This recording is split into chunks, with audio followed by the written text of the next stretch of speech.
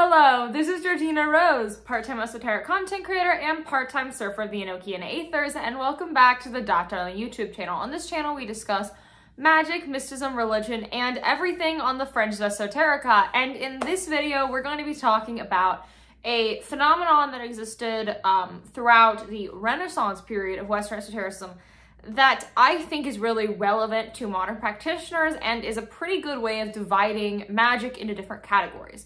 And that would be a distinction that was incredibly popular at this time and was broadly accepted of magic into sort of three types of magic. Now, we often want to divide things into types of magic today. And often I think the ways that people divide magic into subtypes are very, very faulty. Specifically in the West now, we're really into the idea of the left hand versus the right hand path.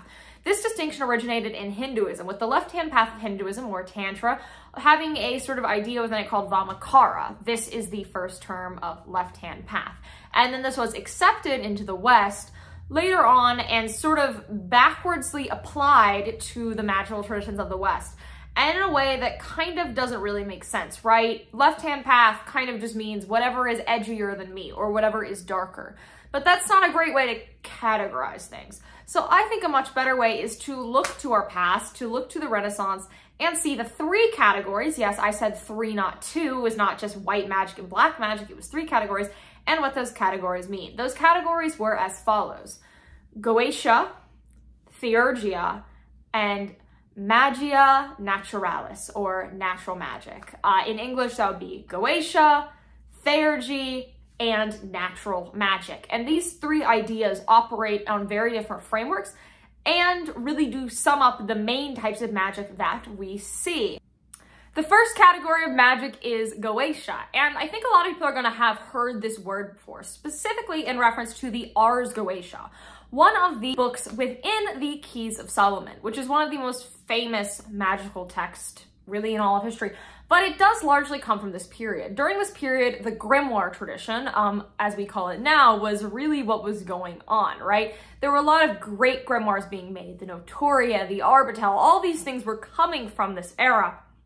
And Goetia at this time was essentially a term that referred to a category of magic that would be ideas like witchcraft, and I mean witchcraft in the historic sense. Nowadays, witch has kind of started meaning any magical practitioner, right? But historically, that's not what witch meant. A witch was a specific thing. Any sort of magic done upon other people to cause them harm would fall in this category. Most things that in the East would be considered sorcery, as in the East, there's kind of a division there too, with mysticism, or Sufism versus sorcery or sahir being their big divide, but it would be things in that camp, right? I think specifically of one term that was used in the Bible in one of the translations that is brought up a lot, beneficia. So beneficia is the term that is used to refer to witch, but beneficia does not directly translate to witch. It translates to poisoner, and it represents how within this framework that the historic witch operated under, there was sort of this idea that bane and blessing are on the same branch and that it was okay to use things like poisons to get what you do. As well, practices like necromancy broadly fall into the Goetia category. Interestingly, if you look at the religious texts of history, and specifically when we're talking about this period, we are talking about a Christian period, but I will want to stress that the people who used these terms and engaged these practices were largely Neoplatonist. Neoplatonism is an evolution of Platonism, and Platonism, as we know, originated in Hellenistic Greece. But when Christianity came, Platonism was syncretized into Christianity and shaped a lot of Christian esotericism, being one of the ways that paganism in Europe kind of continued after the conversion. And in the pagan world, there was this same kind of distinction, right? There was this idea of magic that was mystical and magic that was not for the best thing. And that kind of follows into this idea. Now, necromancy is one of the few types of magic that is pretty universally banned in religious texts, though you do see certain saints or figures doing miracles related to necromancy. But what the interesting distinction is that these texts will make is necromancy with the aid of the divine, with God, with the ultimate good, is fundamentally different than necromancy done sheerly with the power of the self. It raises this kind of question of, do you get your power from the divine or from some form of the self? that being the divided line on what is good and what is bad. Now, divination often gets thrown into this category, with a lot of Christians considering divination to be very prohibited. But divination at this time was, funnily enough, not in this category. It was in the last category, natural magic. So now I would like to move to the second category, theurgia or theurgy.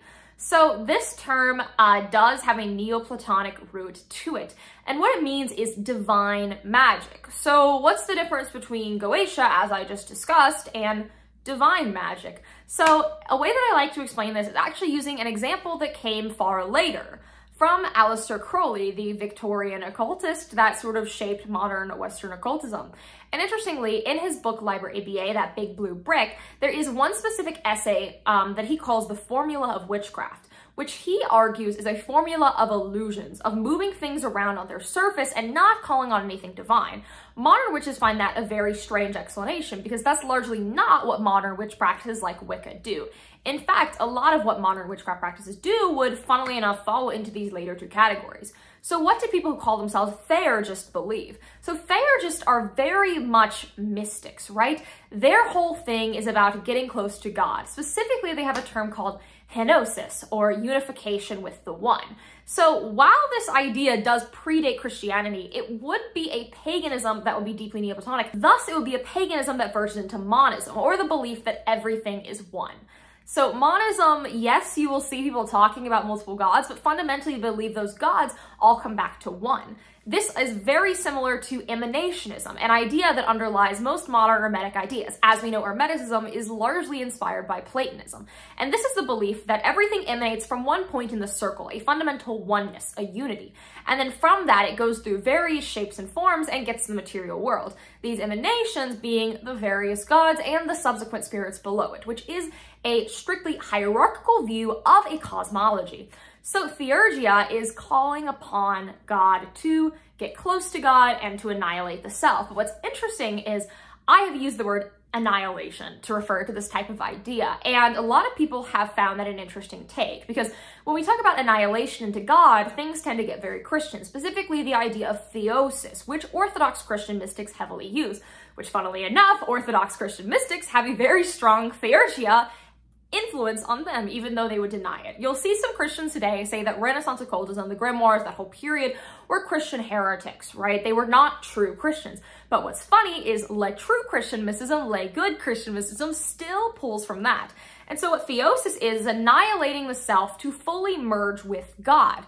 But is that really different from henosis? I would say not really. But what happens is this raises a funny question. Is unifying with God, becoming one with the Godhood, essentially taking on godness, any different from annihilating the self entirely if we are talking about merging with God? And it reminds me of a Sufi thing that I read. One of the Sufis, the famous Islamic mystics, wrote that the statement, "I am God," is actually not a statement of declaring yourself God in this kind of modern way, right? We have this postmodern occult idea that you can do this thing called apotheosis, which is essentially go through a magical process and become a god yourself and have the power of a god. Really the only religion besides these really modern left-hand path occult systems that argues this is Mormonism. Mormonism has this belief. But in everything else, when one says, "I am God," you are actually saying that you have fully emerged with God. You have annihilated yourself, and through annihilation, you take on the godhood itself, right? It is not a apotheosis or annihilation. In fact, the true apotheosis, the henosis, is this unification. And that is the ultimate goal of theurgy. Now, I would like to move to the final category of magic, and this category actually encompasses a lot more than you would think. Magia naturalis, or natural magic. People hear natural magic, they think of nature, and what immediately is going to come to their mind is herbalism, and that is actually part of it, but that is not all of it. So natural magic encompasses really anything that involves forces beyond God itself. That would be land spirits, and that would be anything that uses some sort of material. So when you're doing theurgy, there aren't a lot of materials you're using, right? You're basically just, you know, praying to whatever, right? It's a lot of that. It's a lot of prayer. Inflame yourself in prayer, as some occultists will say. But in natural magic, you're using materials to transcend spiritually through them. And so within religions that believe in natural magic, there is a fundamental animism underlying it. I believe that animism is one of the few things that has transcended religious history. I don't think there's a single religion that actually denies animism or the belief that there is a spiritual nature within all things, right? Fundamentally, any religion that believes that the world was created by something and that creation retains an essence of what it was created by does agree with animism on some level.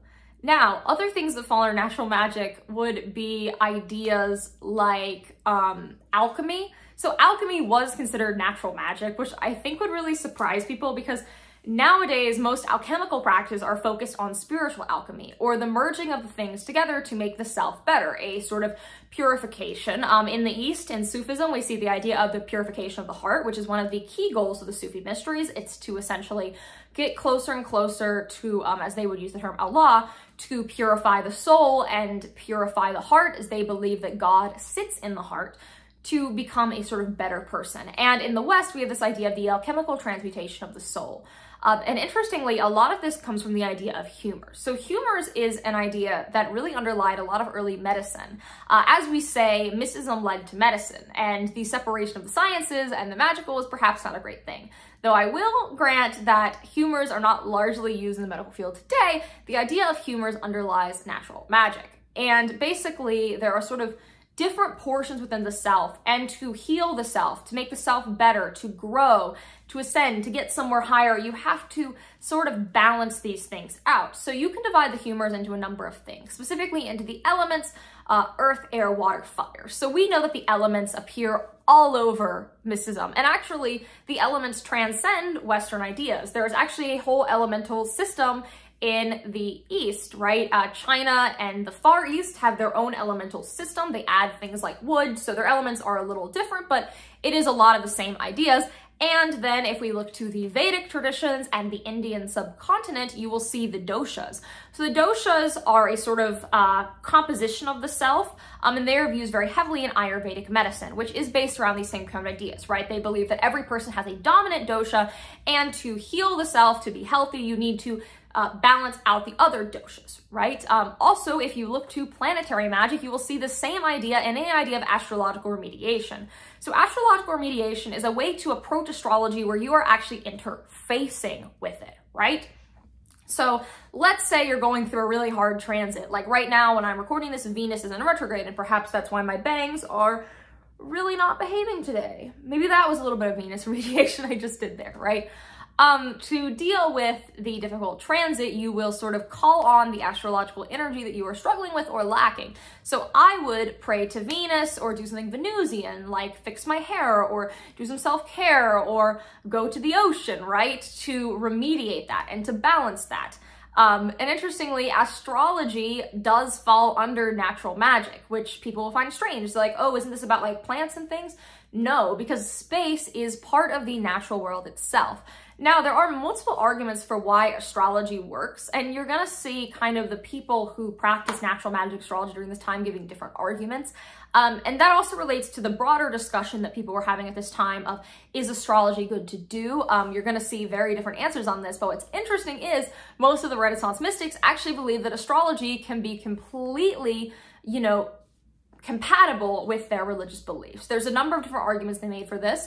I think the one that I find interesting, because it is so heterodox to the way people often think about astrology, was made by Arab philosopher Al-Kindi, who became the father of Arab philosophy. He's often called that.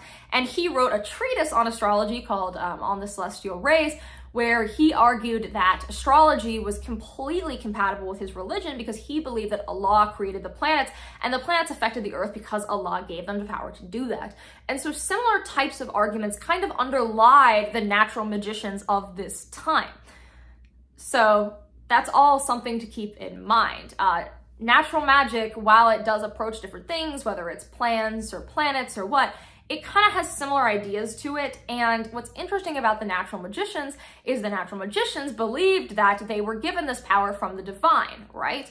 And so that's why I think the term beneficia, as I mentioned earlier, is so fascinating, right? Beneficia referred to the prohibited witchcraft. And what made beneficia beneficia? Poison, right? It did not say plants, it said poison. And so what's interesting is you had historically this kind of strange back and forth between the people who thought they were doing good natural magic and Goetia, or as most people who were doing Goetia did not think they were doing Goetia, right? While I said there are these three kind of categories, while there were some practices that were generally agreed upon to be in one category, say necromancy, within these actual categories of people, you had a lot of debate on where the line is, right? Still today you do. I think a text that I've talked about that's very polarizing is the Shams al-Marif. The Shams al-Marif is an Islamic grimoire that came actually around, more or less around this time. General same time zone, kind of, a little bit off, but you know what I mean, like same, long time ago, right? Long time ago, but not too long, you know? And the people who wrote that book believed that they were Sufis, they were proper mystics. But largely the critique of that book has been is that it is actually sorcery. And so what's so interesting about the Renaissance magicians is often the grimoires, when they weren't doing Goetia, you will see modern Christians turn and claim that it is prohibited. Specifically, a lot of things that were happening in the Theurgia grimoires was the use of angels, right? Calling on angels. And following the Protestant Reformation, which is when Europe went Protestant and abandoned Catholicism and Orthodoxy, well, parts of Europe, obviously some of Europe is Catholic and some is Orthodox, but Western Europe largely went Protestant. I live in the US, I live in a Protestant culture, so sorry for being a bit more generalizing with that. You will see this idea of calling on angels being banned, right? Suddenly that's not okay, whereas in these grimoires, these people thought they were doing stuff that is fully upright. A grimoire from this period that's a little later, but still one that people talk about, Abramelin, right? The Book of Abramelin Mage. That is largely theurgia. In fact, the rituals within it are mostly just praying. But some people will still not call it that because of how direct it interacts with the divine. Because what's funny is no matter what magic category you're in, we're all seeking to interact directly with the divine rather than having a mediator or someone sort of step in our way, right? That's kind of what distinguishes it. And so I find it so interesting, hey, how we always are going back and forth on like what is in what category. So one question that I think this raises is, do you have to pick a category, right? Can you do more than one of these things? And I say yes.